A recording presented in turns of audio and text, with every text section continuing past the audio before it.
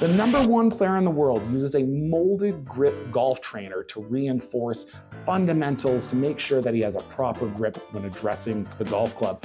If Scottie Scheffler is doing this on a daily basis, don't you think we should be doing the same thing? Unfortunately, I was not able to order the exact same golf grip training aid that Scottie Scheffler uses. However, on Amazon, I was able to find this Finger 10 golf grip training aid. It comes in both right-handed and left-handed, which is great for someone like me because not all training aids come in left-handed. So the Finger 10 golf grip does look very similar to the one Scottie Scheffler would use.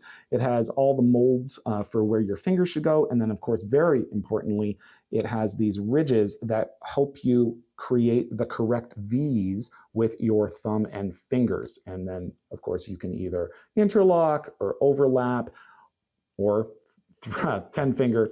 Any of those styles will work with this grip trainer as well. So we're going to throw it on an 8-iron today. I'm going to take you through a Reader's Digest version of regripping a club, and we'll see how easy or difficult it is to get this particular grip on one of your old clubs. We'll talk a little bit about alignment because I know online some people were confused as to how to align this. If you look at it, there's no lines on the grip that tell you where to put it on the shaft. But partially, I think that might be because it really will depend on whether or not you want to reinforce a neutral or a strong or maybe even a weaker grip, because by rotating this on the club when you put it on, you really couldn't reinforce any of those 3 grip styles. I'm going to try to keep this as neutral as possible in this video to reinforce a neutral grip. But again, if you wanted to go strong or weak, it just would be as simple as rotating this on to your club when you're putting it on. All right, in case you've never regripped a club before, you're going to need obviously the grip trainer. And then I would recommend a hook knife. You can buy these kits, by the way, that has all of this stuff on Amazon for relatively cheap, but this is going to be really helpful taking the old grip off.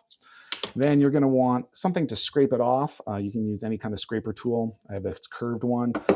Then you're going to need some solvent to put the new grip on, plus some grip tape of some sort. And then, of course, what will be really handy is this little holder for your vise, just so you don't damage the club. So those are the things that you're going to need and require in order to make this successful. So let's get started by putting the 8-iron into the vise.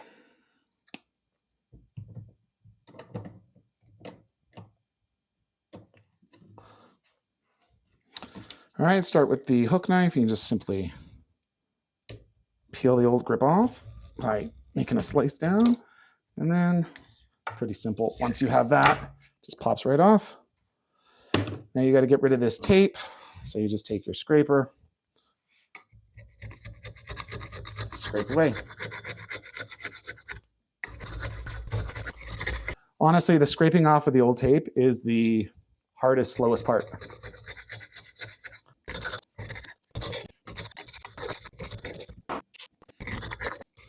All right, for this next part, you're going to want a tray, just so you don't get anything wet with the solvent.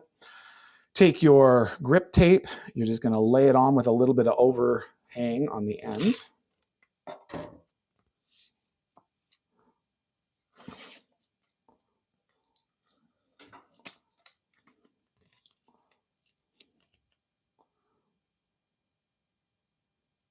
Something like that. Just going to push it on. Wrap it around.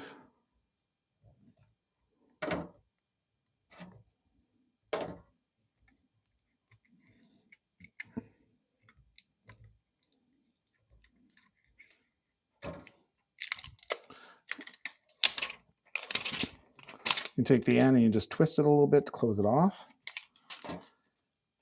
All right, then you're just going to take your solvent, you're going to wet this tape just a little bit. Then you're going to put some inside the grip and shake it and then put this on. Now this part happens pretty quickly, so you have to be ready to move.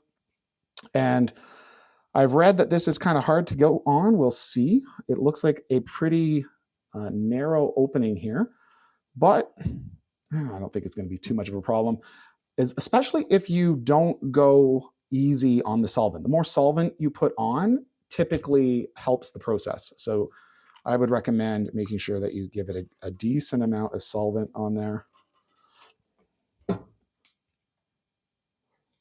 Cover up the hole on the end. squirts. Cover it up and shake it. Just so you're coating the whole inside of the grip. And then you can just kind of let it out the hole here. And again, use that solvent in the grip to make sure that it's extra wet and ready to go. Now, this part's key. We want to make sure it's lined up. So I'm going to very quickly, I should have done this before, make sure that my club is square here, lined up the way I want it. Looks pretty good. And then I'm going to put this on and just try to slide this on as quickly as possible.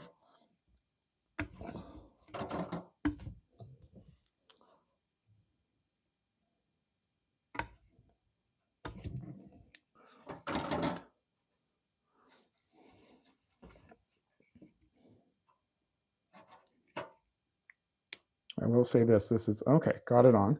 Little finicky to initially get that on.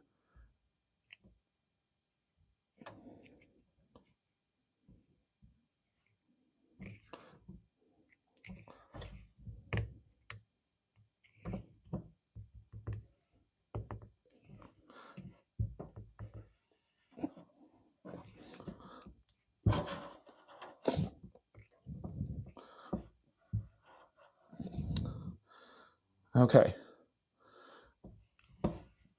It's not, I will say this, it doesn't go on as easy as a normal golf grip, that's for sure. And it's partially because it's catching the ridges on the inside. It's not super smooth on the inside, I think.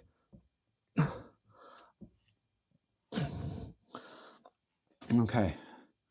And now, once it's on here, before it sets and dries, of course, we want to make sure that it's lined up as much as we possibly can. I'm just going to double check to make sure it's on all the way. And that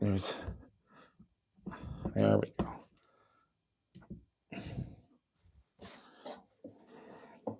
Now, just drying off, I had, unfortunately, some of the solvent get onto the rubber grip here, making it feel quite slimy. All right, so when I'm checking to make sure I've got the grip lined up properly, I'm gonna take the grip in the grooves, right? And then I'm gonna take it with my other hand too, and I'm just gonna hold it out flat. I can let go with my trail hand, and I'm looking at my forearm and lead wrist, keeping that flat, and is it pretty much parallel with the leading edge? And here, it's pretty close, so that's pretty good. So I'm pretty confident now that I have that. I don't know if you can see that, but again, pretty parallel here, that I've got that on correctly. Another little test I like to do is to take it to the top and just kind of look up and see if that is parallel. And I think it is. So pretty confident it's on there now correctly. So now I just need to let it set and dry before taking some swings with it. All right, now that the grip is fully installed on the golf club and I've tried it out, I can kind of give my full review now. Number one, this is a great tool to reinforce your grip.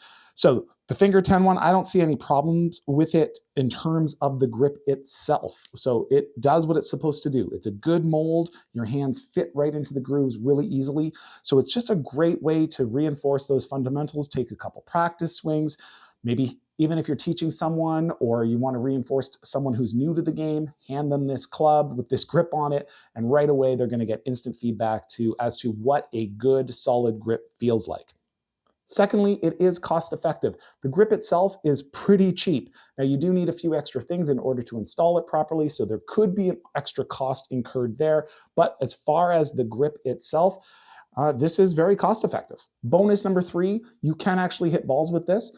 So I don't think I'm going to be doing that very much. I think I'm just going to have it nearby to reinforce the grip before I then switch to my normal clubs and practice hitting, but you can hit balls with this. Okay, now for a couple of the cons that I see with this particular product. Number 1, it doesn't go on as easy as a regular golf grip. So you saw when I was putting it on, there was a bit of a struggle there, and the main struggle came from 2 things.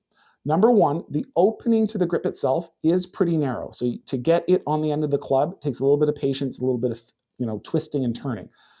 Secondly, On the inside of the grip, I'm convinced that it is not a flat kind of hollow inside, but rather that the inside actually has the grooves as well, similar, matching the grooves on the outside. So what that means is as the club goes into the grip, it's kind of can hit some of those ridges and get stuck. So you kind of have to wiggle it a little bit more. It doesn't slide on as easy as other golf grips have in the past. So if you've re-gripped a golf club, expect just this one to take a little bit more time and a little bit more patience. One of the only other concerns I have is the durability of it. If you're just using it for practice swings and you're going to, reinforce your grip that way, take a few practice swings and then go to another club, I don't think you're going to have a problem. If you hit lots of balls with this over time though, I could see this rubber kind of breaking down because it just doesn't feel very durable. I don't think it's designed for long-term use like a regular golf grip is. Again, if you're just taking practice swings with no impact, I don't think this is going to be a problem. But if you are planning on hitting balls, I don't know. I don't know how it's going to hold up. In terms of alignment, I would just take the vertice of the top V here and try to have that in line pointing with the leading edge of the club face. If you have that, I think it's lined up to reinforce a pretty neutral golf grip. However, like I mentioned before, if you kind of turn the golf grip a little bit either way, you can make it more of a strong grip or a weaker grip. So that wraps up my review of the Finger 10 Golf Grip Training Aid. Tell me what you think if you tried it out. Leave a comment in the comments below, or if you've tried another grip that you really like that's a training aid, fire that in the comments below. Thanks so much for checking out the channel and watching this video. You're appreciated, and we'll see you next time on Golf Quest.